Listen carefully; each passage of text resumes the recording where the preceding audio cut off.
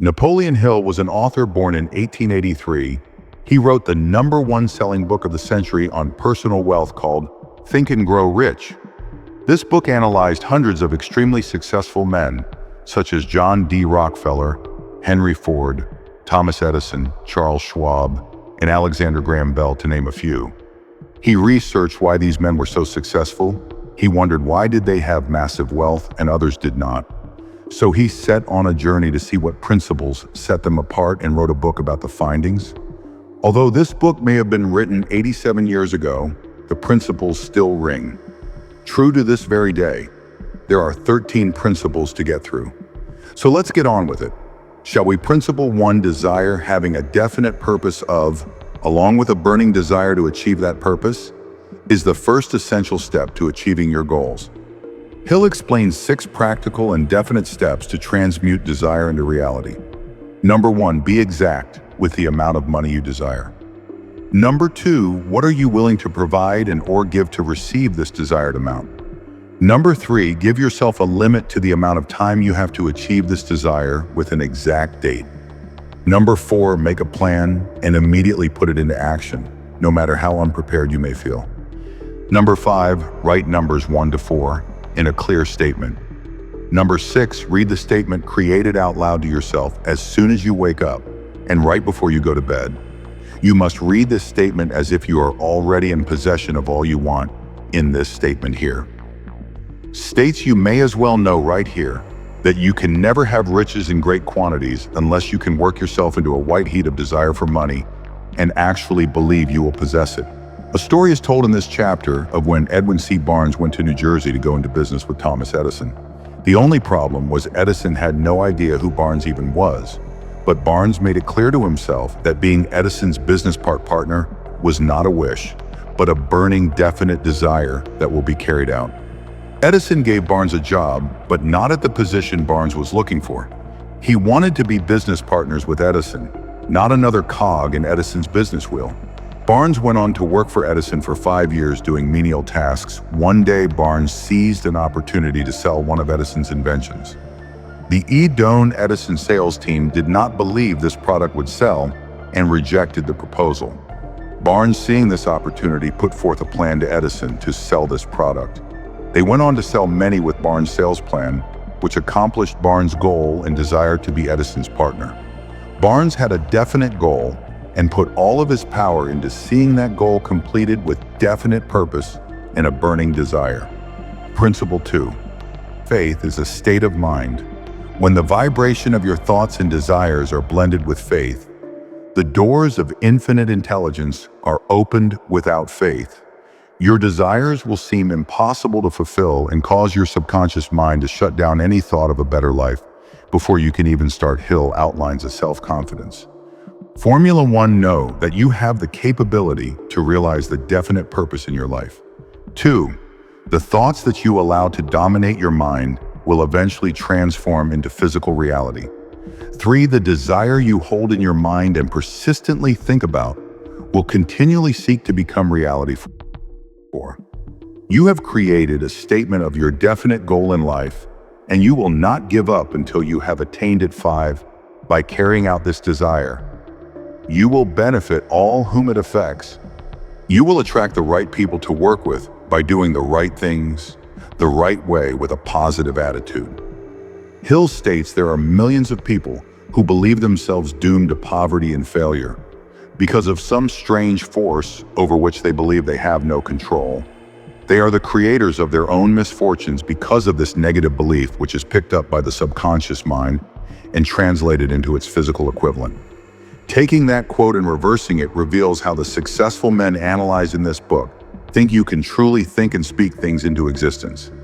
It is your decision on what thoughts you will turn into the physical equivalent using faith. Principle 3, auto-suggestion. Auto-suggestion is when your mind automatically processes new information in a certain way. Depending on how you have trained your subconscious mind to handle it, you can then transfer these thoughts more easily to attract the results you are looking for to influence the subconscious mind. The thoughts in which you feed your mind must be precise and filled with emotional belief. In the book, Hill states, no thought, whether it Be negative or positive can enter the subconscious mind without the aid of the principle of autosuggestion, with the exception of thoughts picked up from the ether. Stated differently, all sense impressions which are perceived through the five senses are stopped by the conscious thinking mind or rejected at will. The conscious faculty serves therefore as an outer guard to the approach of the subconscious principle. 4. Specialized knowledge. The next step is understanding that having an abundance of general knowledge has little use in the accumulation of money, but having organized, specialized knowledge in a niche subject can make you rich. One of the richest men in history had this to say regarding knowledge. Andrew Carnegie stated that he personally knew nothing about the technical end of the steel business. Moreover, he did not particularly care to know anything about it. The specialized knowledge which he required for the manufacture and marketing of steel, he found available through the individual units of his mastermind group. What this means is the man who accumulates the wealth does not necessarily need to personally have the specialized knowledge needed, but rather requires the access to an organized group of highly specialized people. This mastermind group of specialized minds is the key to a successful venture. 5. Imagination. Music man's only limitation within reason lies in his development and use of his imagination. All successful products and services in the world started off as just an idea in someone's imagination. Hill states that there are two types of imagination: synthetic and creative imagination. Synthetic imagination is the product of rearranging past ideas, experience, or observations until something clicks in your mind that seems right to move forward with. If you cannot draw on new ideas using synthetic imagination, you may have to try creative imagination. This is the process in which you get ideas from scratch in your mind, from inspiration or a gut feeling which have not been thought of before. By having a strong desire, you refine your focus and interest on what you are observing and experiencing, and you see it through a new perspective that helps you automatically generate creative thoughts effortlessly. This is because you are giving your mind something to look for, something to focus on. This ideology also ties back to the chapter on autosuggestion. You can use this to your advantage to supercharge your imagination. This faculty functions only when the conscious mind is vibrating as at an exceedingly rapid rate. As for example, when the conscious mind is stimulated through the emotion of strong desire. And don't be afraid to change your environment to foster more creative thoughts. Changing your environment by, say, walking on a nature trail, surrounded by trees and natural streams, sitting at a lively coffee shop or a dimly lit library, can have a profound effect on your motivation to spark that subconscious idea or write down something great. Principle 6. Organize planning. The next step 2. Turning desire for money into its physical equivalent is to form a definite and practical plan. Hill lays out 4 points to keep in mind. Emerge yourself with a group of as many other minds as you may require for the carrying out of your plan. In return for the group's help with carrying out your plan, determine what they will receive in return. No person with specialized knowledge will work for free, although what they wish in return may not be in the form of money. It may be the help on something they're working on, or an interest in the company, for example. CA meeting twice a week or more with all members of the group is necessary until a precise plan has been created. The harmony between yourself and the members of your mastermind group must be perfect. And if it is not, a solution is to be found promptly, so everyone is on the same wavelength. No follower of this philosophy can reasonably expect to accumulate a fortune without experiencing temporary defeat. If defeat comes, it is because your plans were not sound. It is imperative that you adapt and change your plans and redirect your mastermind group until you are met with success. A quitter never wins and a winner never quits. Most great leaders began in the capacity of followers. They became great leaders because they were intelligent followers. Leadership requires 11 major attributes. 1. Unwavering courage. 2. Self-control. 3. A keen sense of justice. 4. Definiteness of decision. 5. Definiteness of plans. 6. The habit of doing more than paid for. 7. A pleasing personality. 8. Sympathy and understanding. 9. Mastery of detail. 10. Willingness to assume full responsibility. 11. Cooperation. The most intelligent man living cannot succeed in accumulating money, nor in any other undertaking, without plans which are practical and workable. Just keep this fact in mind, and remember when your plans fail that temporary defeat is not permanent failure. It may only mean your plans have not been sound. Principle 7. Decision reaching. Sound decisions quickly and definitely is the next step toward riches and becoming a great leader. When you know what you want, it is easy to make a decision quickly. Do not mistake this with impulsive thinking with no purpose.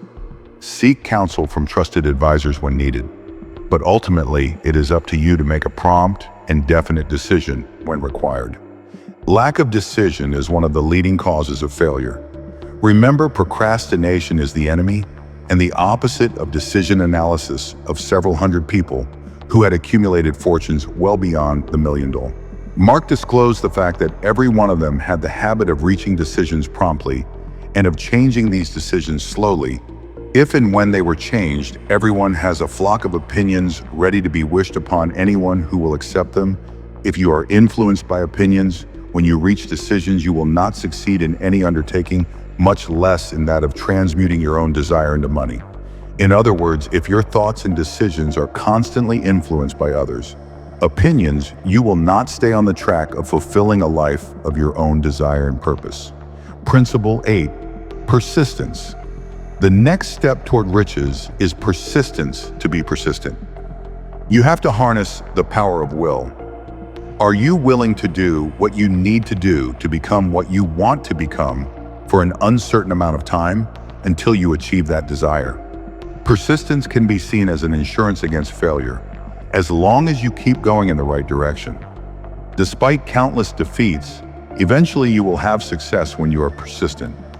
You give yourself more time to be intersected with opportunity at the right moment. A person who stays persistent is one who has definiteness of purpose, desires self-reliance, definiteness of plans, accurate knowledge, cooperation, willpower, and habit. A few know from experience the soundness of persistence. They are the ones who have not accepted defeat as being anything more than temporary. They are the ones whose desires are so persistently applied that defeat is finally changed into victory. We who stand on the sidelines of life see the overwhelmingly large number who go down in defeat never to rise. Music again. Principle 9. Power of the mastermind. The next step is to harness the power of the mastermind group available to you and apply it to your burning desires. The mastermind is a merging of knowledge for the attainment of a definite purpose. Hill explains there are two characteristics in order to harness the power of the mastermind group. The first is the economic advantage one may be subject to by surrounding themselves with people willing to go above and beyond to provide advice and counsel to your mission. The other is more spiritual when two or more minds are focused on one idea. A spirit of harmony is formed, advancing you to your definite purpose faster. Mr. Carnegie's mastermind group consisted of staff of approximately 50 men with whom he surrounded himself for the definite purpose of manufacturing and marketing steel. He attributed his entire fortune to the power he accumulated through his mastermind. A group of brains coordinated or connected in a spirit of harmony will provide more thought energy than a single brain, just as a group of electric batteries will provide more energy than a single battery. Principle 10. The mystery of sex transmutation. Hill explains there are two significant facts disclosed by science. One, the men of greatest achievement are men with highly developed sex natures. Men who have learned the art of sex transmutation, to the men who have accumulated great fortunes and achieved outstanding recognition in literature, art, industry, architecture, and the professions were motivated by the influence of a woman. Hill explains that the natural force felt when trying to impress or please a woman is so deeply rooted in our instincts as humans that we can use that energy to supercharge our willpower to carry out our desires, just as a man in prehistoric days used to find the will to hunt and bring home food to appear great and capable to women of the tribe. The same can be seen in the animals of nature pushing to appear capable and dominant to the female they are looking to impress. The woman a man chooses to marry can make or break him because man is so heavily influenced and or motivated by the fearful. Spirit love is without question life's greatest experience. It brings one into communion with infinite intelligence. When mixed with the emotions of romance and sex, it may lead one far up the ladder of creative effort. Principle 11, the subconscious mind. The subconscious will not remain idle, so you must plant your desires in your mind with positive thought. The subconscious mind is seen to be the link between the finite mind of man and infinite intelligence provided to you through desire, faith, and emotion. You cannot entirely control your subconscious mind, but you can voluntarily hand over to it any plan, desire, or purpose which you wish transformed into concrete form. Positive and negative emotions cannot occupy the mind. At the same time, one or the other must dominate. It is your responsibility to make sure that positive emotions constitute the dominating influence of your mind to train your subconscious mind. You must first feed it positive emotions such as desire, faith, and enthusiasm rather than fear, jealousy, hatred, and anger, to name a few. You can think of emotions as the yeast in a loaf of bread, which is the action agent to activate your subconscious mind. You must start with the right emotions principle. 12. The brain. The power and vibration of your mind may not be able to be seen with the human eye, but it is there like a radio signal is there. If you are at the correct frequency, vibrations of an exceedingly high rate are only vibrations picked up and carried by the ether from one brain to another. Thought is energy traveling at an exceedingly high rate of vibration. Vibration thought, which has been modified or stepped up by any of the major emotions, vibrates at a much higher rate than ordinary thought. And it is this type of thought which passes from one brain to another through the broadcasting machinery of the human brain. Hill explains the subconscious mind is the sending station of the brain where your thoughts are broadcasted into the ether. The ether then returns a message in the form of thoughts into your creative imagination, if and only if your mind is vibrating at a high enough frequency to be able to receive that infinite intelligence principle. 13. The sixth sense. The sixth sense is that hunch you get or gut feeling you have about something that turns out to be extremely helpful. This is your creative imagination at work, receiving intelligence from the ether, trying to tell you something. The sixth sense flashes ideas and thoughts into your mind and can spark inspiration.